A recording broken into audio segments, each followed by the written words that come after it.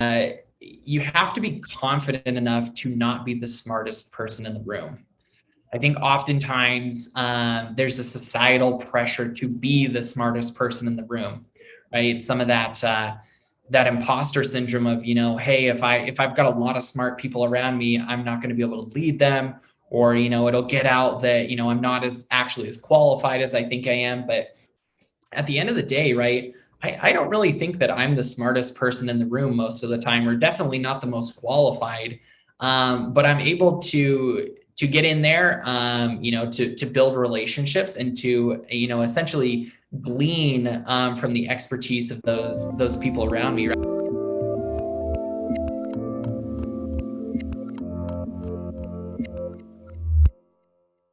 Hey everyone, this is Devin Miller here with another episode of the Inventive Journey. I'm your host, Devin Miller, the serial entrepreneur that's grown several startups into 7- and 8-figure businesses, as well as the founder and CEO of Miller IP Law, where he helps startups and small businesses with their patents and trademarks. If you ever need help with yours, just go to strategymeeting.com and we're always here to help. Now, today we have another great guest on the podcast, Joseph Prososki, close as I can get it.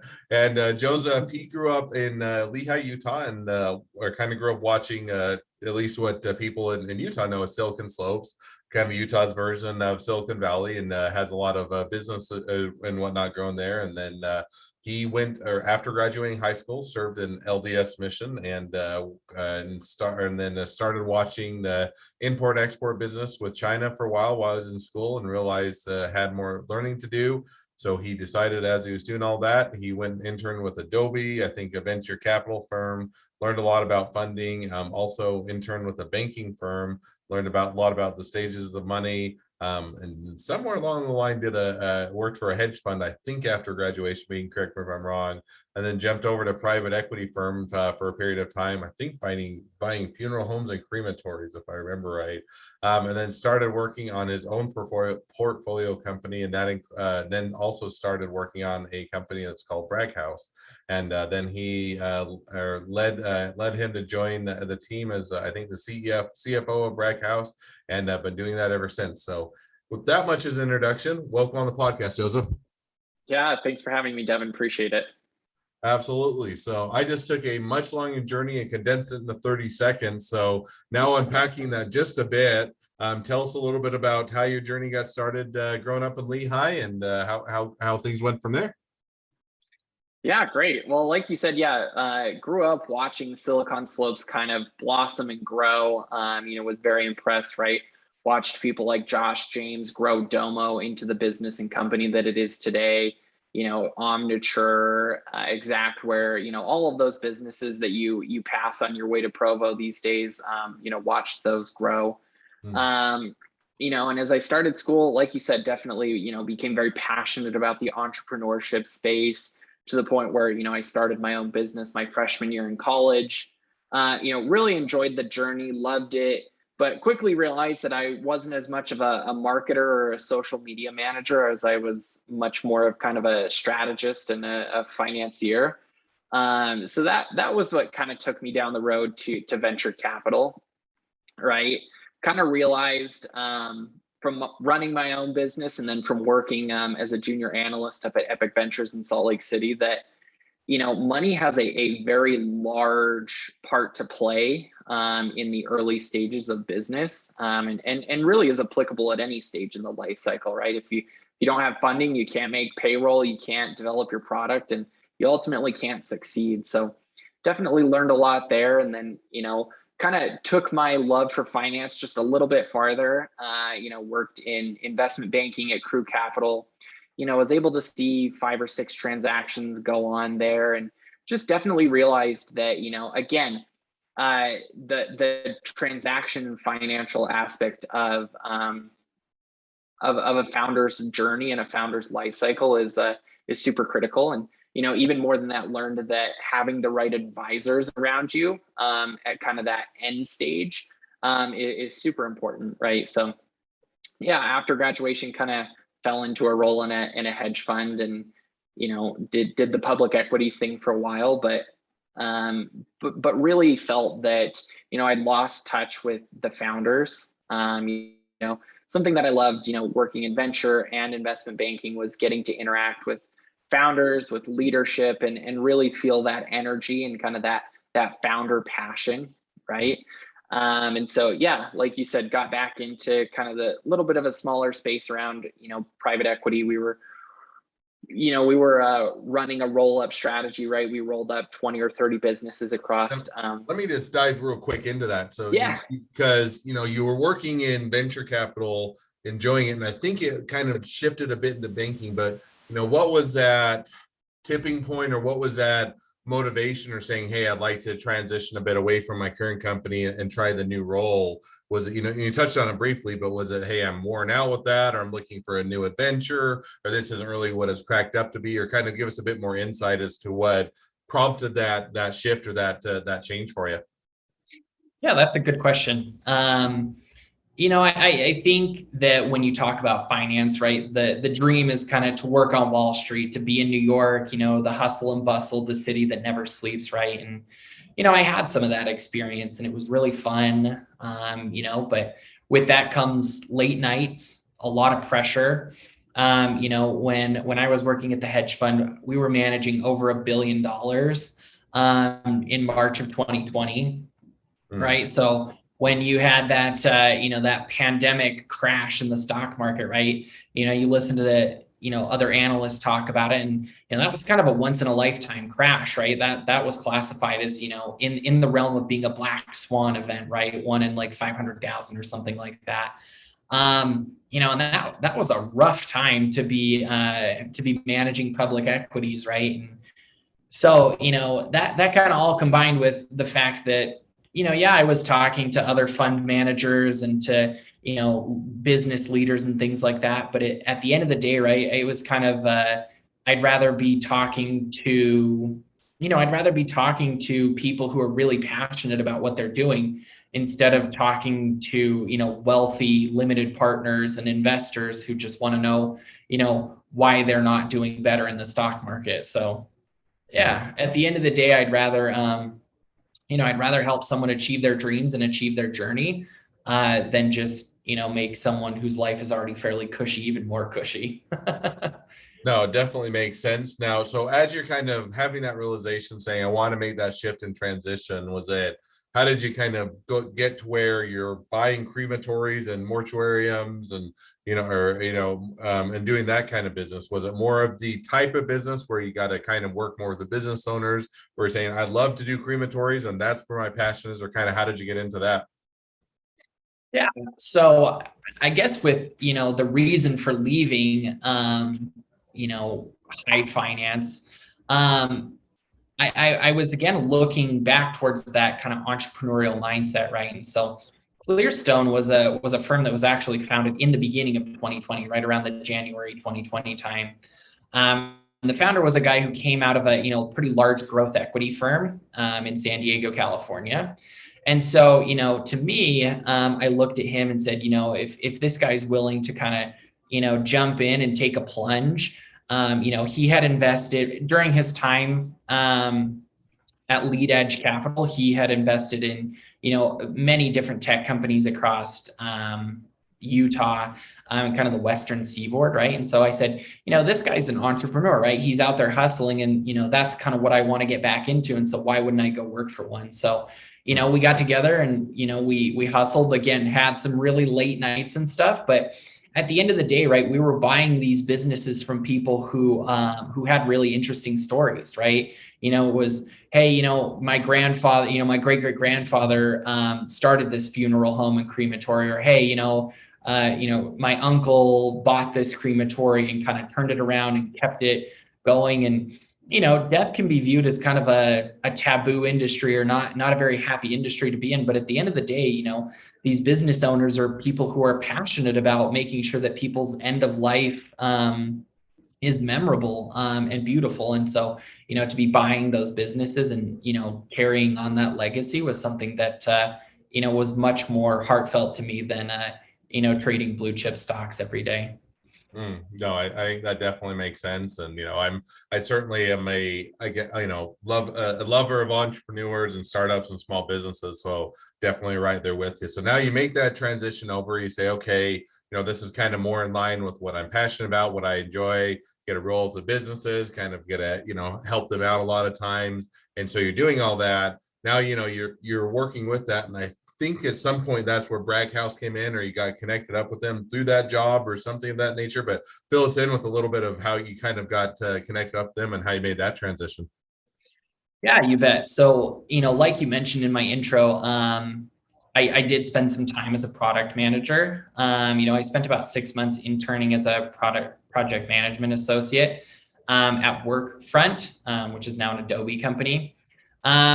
And, I really did develop a passion for technology, right? So, you kind of look at, what's popular these days, right? People are all about TMT and healthcare, right? Technology, media, telecom, and healthcare. And so I kind of went the technology path, right? So, did some time in product management. Epic Ventures is primarily a technology firm.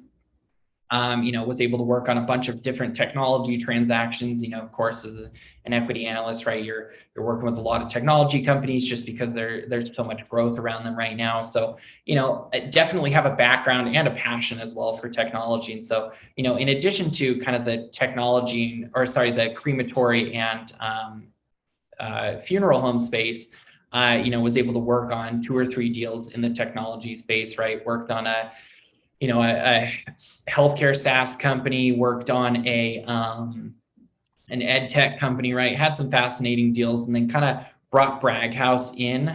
Bragg House is actually one of my first deals that I brought into the firm.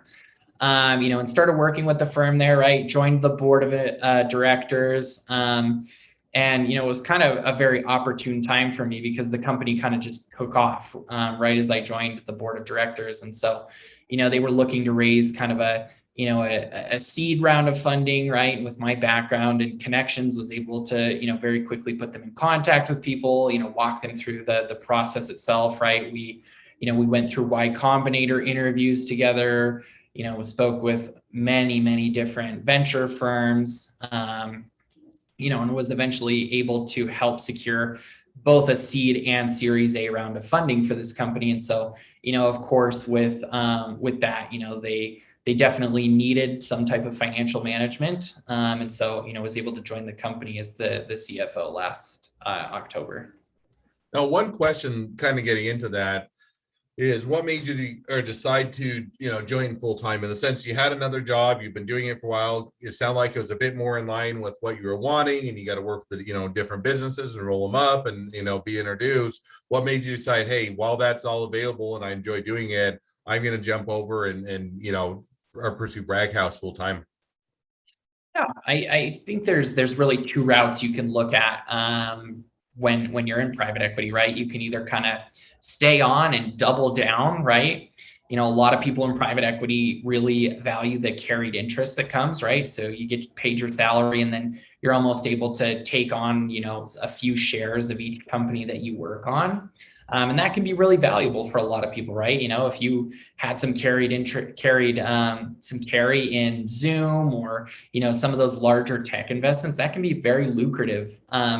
But in a lot of cases, that's a 6 to 7 year payout time, right? So when you double down on that structure, you're doubling down on your time as well, because you have to finish those 7 years to reap all that carry. So that was the first thing, was that, I was kind of at a fork in the road around, do I pursue kind of the manager's, VP route, or do I go find something else? And then the other thing I would say is that, I think I wanted to prove to myself that I could actually go out and do it, right? Like, at the end of the day, I would say that, having, hindsight is 2020. And I would say that the best investors are the ones who have that founder empathy nowadays, right? When you're essentially marketing money, right? You're selling money to people. And so to me, it's like, that seems like a great thing to sell. Most people want money.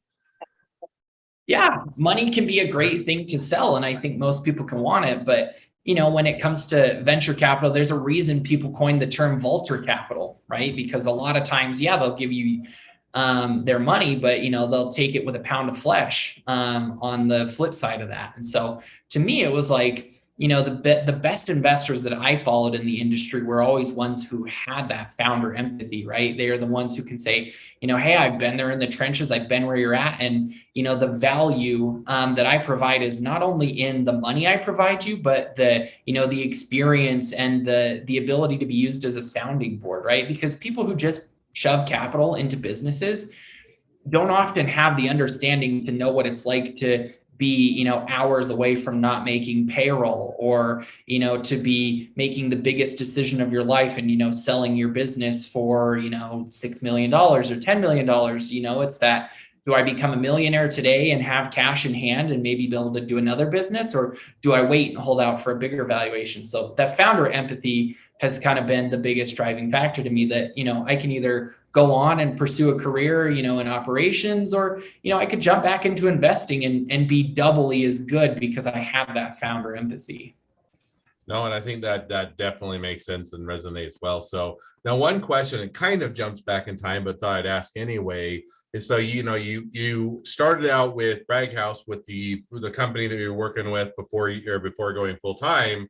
Now, how did they view that as to you going from a business that they introduced and were interested in, to you working full time for that business and kind of leaving them? Was it a, hey, we think you do a great addition, it will help it increase our, our investment? Or is it, hey, we don't want you to go, or, you shouldn't go because you have a non-compete? Or kind of, how did they deal with, you going from working with them to working with one of the businesses that they were associated with? Right. No, I think in most cases, right, it's pretty typical for people who work in private equity to jump out and, pursue that executive level role at one of the portfolio companies, right? It's a very, very typical thing to do. And from the private equity firm's perspective, right, if they trust you enough to do the due diligence, to make the investment in these companies, right, and to sit on the board, it only increases their trust, or their trust in the business, when one of their own is kind of at the helm, right? So they look on it very favorably, and we still have a great working relationship with them. Oh, that's awesome. That's great to hear. So that kind of brings us to where you're at today, and a little bit of kind of the journey that got you there. If you're now kind of looking, 6 to 12 months in the future, and it's always a bit of a crystal ball, but where do you kind of see the next phase going, or where do you see things headed for you? Yeah, from the business perspective or the personal perspective? We'll stay on the business, but maybe the personal afterwards, but at least right now for the business. Yeah, definitely. I mean, for me, this is probably the most exciting part, is that, we were able to wrap up our Series A round of funding here a couple weeks ago. We're able to partner with some phenomenal groups in Theseus Capital and Black Sheep Capital out of London, right? They've opened the doors to, advisors, to strategic partners, and things that we could never have dreamt of having, right?